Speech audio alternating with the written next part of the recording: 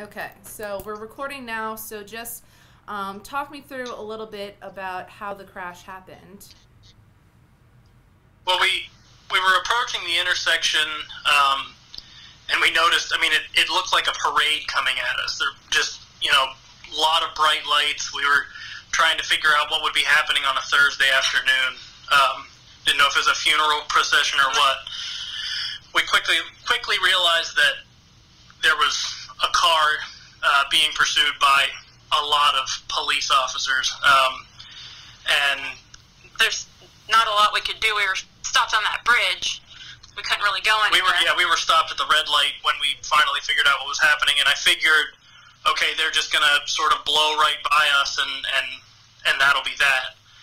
Unfortunately, the car to our left in the intersection, perpendicular from us, started to come out into the intersection. I'm not sure if they were planning on going straight across or coming right, sort of to go by us, but ultimately the person being pursued sort of clipped her car and then smashed right into the front end of our minivan. And that's when his car spun off. Apparently he had been riding on his rims for a while. So his car spun off, and the officers apprehended him, and there we are, with our smashed van. The airbags had deployed. The kids are crying.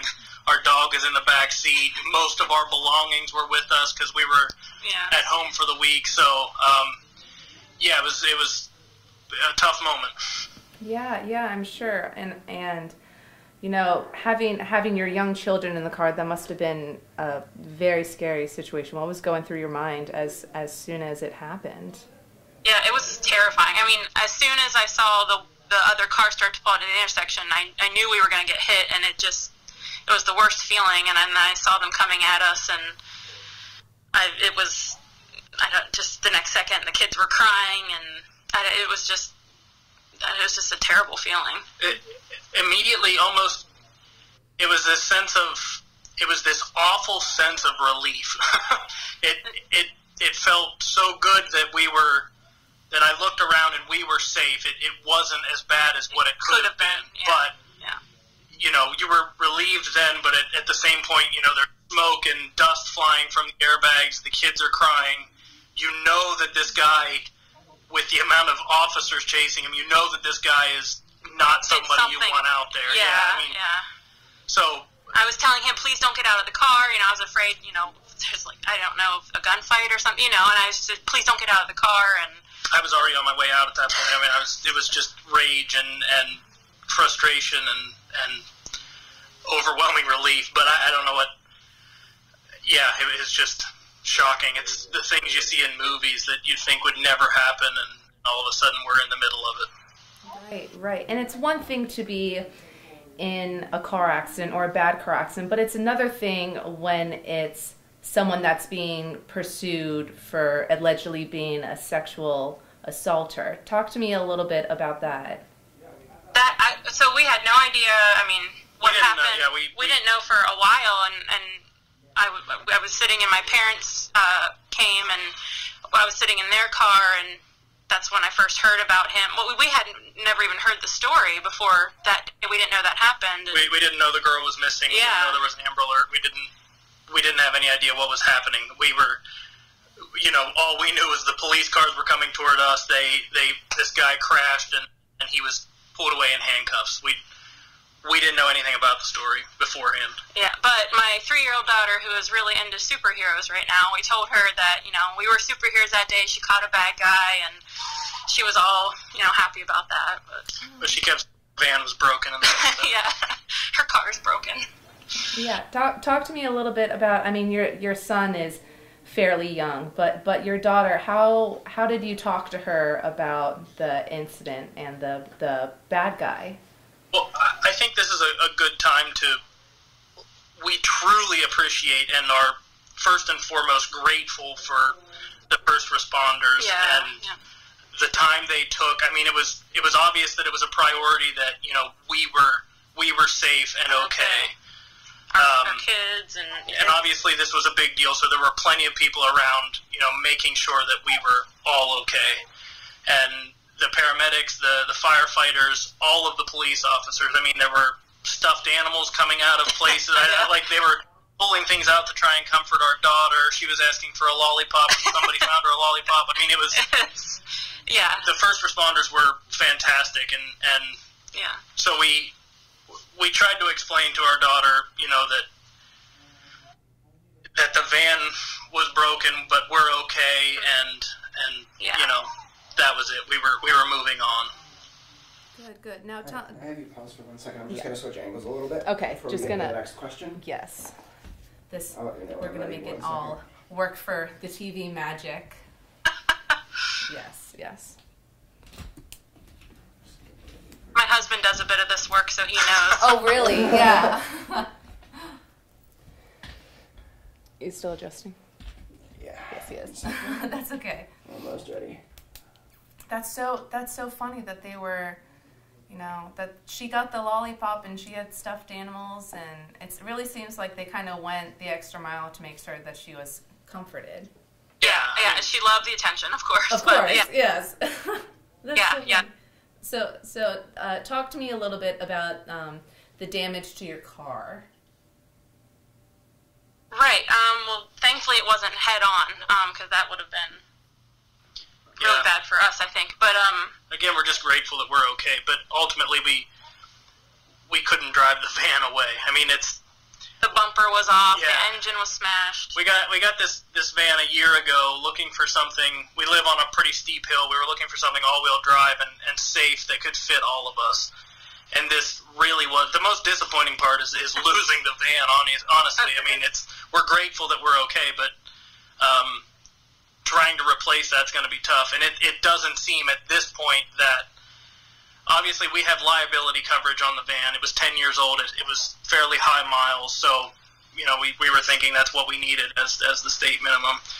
It's unfortunate that it appears, at least right now, that the driver who was apprehended does not have insurance.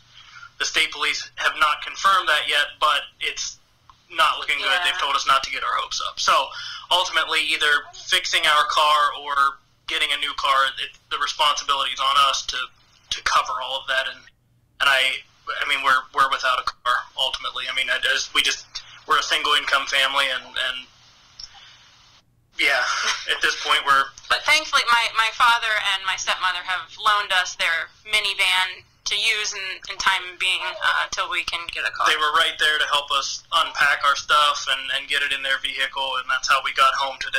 And yeah, so. Wow. Well, that's very nice of your father and stepmother. That's very nice of them. So, tell me how, like you said, that you're a single income family. Tell me how you plan on raising money or getting the money either to fix your car or if you're going to get a new car. I mean, we just didn't even know at first what to do, and then there were a few people who suggested GoFundMe, which we've seen before, but we've never used for anything. And we don't really feel like charity cases, but at the same point, we were innocent. What else to do? Yeah, we were innocent bystanders. We were sitting at an intersection, and now we're without a vehicle, and we had nothing. I mean, we're thankful that the young girl was returned to her family, and again, we're so grateful for the first responders and everything they did to apprehend this guy and help us and make sure we were okay. But now here we are without our family vehicle. Yeah, I mean, what do we do? Yeah. So, Yeah, exactly. And first of all, of course, I just want to let you know that it's not charity. It's just the matter of, you know, like you said, that you were innocent bystanders that happened to be in the wrong place at the wrong time, and stuff like this happens. But it seems like you've been getting a lot of responses to your GoFundMe page so far. Yeah, we've had a handful of people who have given to us, and we are so grateful for.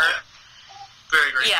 Yeah. I mean, my husband talked to the tow company this morning, and they said, you know, not to worry about housing expenses. The storage fees, at least, that's what I was worried about. You know, if the van is going to be sitting there and racking up fees, that ultimately we may not be able to afford, then not only are we without a vehicle, but any possibility of fixing ours or, getting even money for junking it. I mean, anything is better than nothing. So I just wanted to make sure we weren't eliminating anything like that by letting it sit there and not doing our due diligence. Okay. Yeah, so if we could fix the van, that would be great, because we love the van. We really like the van. I mean, it's everything we needed, and obviously it's a safe car and did everything that we needed to. So if we could fix it, I would love to fix it.